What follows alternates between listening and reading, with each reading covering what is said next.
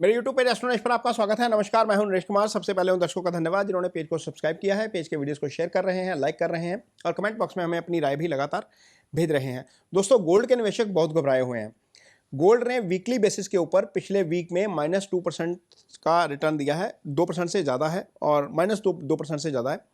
लेकिन यदि गोल्ड की मूवमेंट, हालिया मूवमेंट देखें तो अपने वो $4398 के स्तर से लगभग 8% नीचे टूट गया और निवेशकों को बहुत झटका लगा। करीब $4000 के आसपास का उसने सपोर्ट लिया है। हालांकि रिकवरी की, लेकिन वीकली बेसिस के ऊपर वो माइनस में है।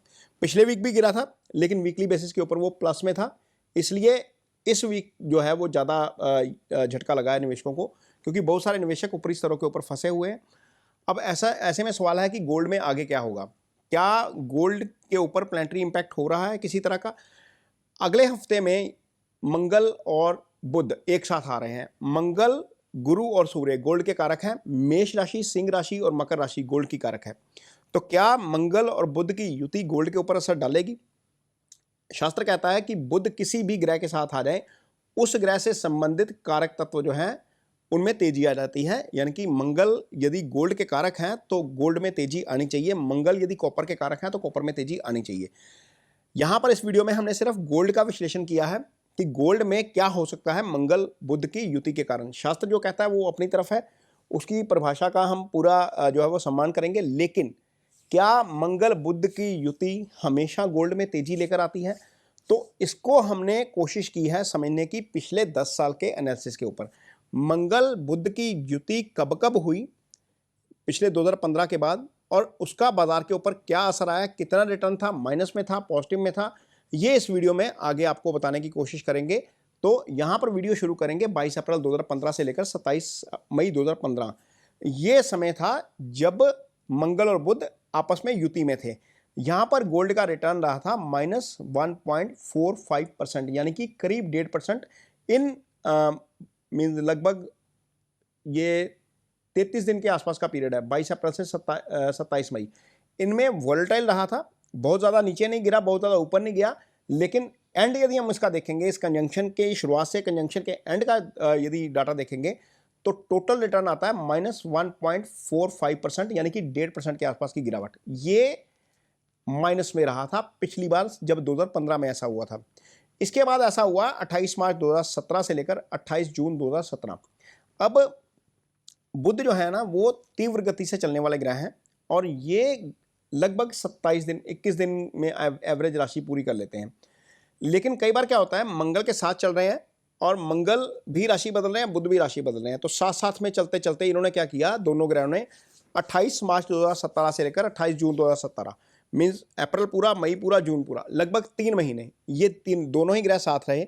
जब ये दोनों ग्रह 3 महीने साथ रहे तो गोल्ड जो है वो वोलेटाइल रहा। इसका रिटर्न आया -0.5%, लगभग 53। लेकिन इतना नहीं कि बहुत ज़्यादा ऊपर चढ़ गया, बहुत ज़्यादा नीचे आ गया। ये फ्लैट रहा, वोलेटाइल रहा, लेकिन इसने एंड जो किया वो माइनस में किया। ये फ्लैट ही मानेंगे, 1% से नीचे का रिटर्न हम फ्लैट मानेंगे, इसको नेगेटिव नहीं मानेंगे। इसके बाद ऐसा हुआ 5 सितंबर 2017 से लेकर 27 सितंबर 2017, वही ना 22 दिन का पीरियड आ गया, वो 22 दिन के आसपास रहता है। तो ये जब युति बनी तो इसका रिटर्न था -6.7%। तो ये अगेन नेगेटिव में रिटर्न आया। फिर उसके बाद 2 जून से लेकर 9 अगस्त 2019 तक जेमिनी और कैंसर में ये युति बनी। ऐसा ही हुआ, मीन जून पूरा, जुलाई पूरा, अगस्त के 9 दिन, लगभग 2.5 महीने का समय ये रहा। ये 7 साल चलते रहे, पहले जेमिनी में बनी, फिर कैंसर में बनी। अब जेमिनी बुध की अपनी राशि है, कैंसर में मंगल आकर नीच हो जाते हैं। यहाँ पर गोल्ड का रिटर्न जबरदस्त रहा। यहाँ पर 14.5% का रिटर्न दिया इन 2 महीनों में गोल्ड ने। ये मंगल और बुध की हिस्टोरिकल कंजंक्शन का सबसे ज़्यादा रिटर्न है जो मैंने पिछले 10 साल की स्टडी की। 9 अगस्त से लेकर 26 अगस्त 2021 को फिर दोबारा ये कंजंक्शन बना, तो उसका रिटर्न था 1.82%। ये लगभग 2% के आसपास का पॉजिटिव था। तो हमने जो जितने भी इसमें वीडियो में वो कंजंक्शन देखे हिस्टोरिकल, चाहे आप 15 का लगा लीजिए, 19 का लगा लीजिए, 21 का लगा लीजिए, तो इन कंजंक्शन में मोटे तौर पर नेचुरल ये बात समझ में आती है कि नेगेटिव ज़्यादा नहीं आता, पॉजिटिव साइड पे जाने के चांसेस ज़्यादा हैं। एक बार नेगेटिव जरूर आया, लेकिन पॉजिटिव साइड में जाने के चांसेस ज़्यादा हैं। -5% को हम फ्लैट मानेंगे। एक बार माइनस जो 5% के आसपास का है, लेकिन एक बार 14% के आसपास की तेजी भी है, दूसरी बार 2% के आसपास की तेजी भी है।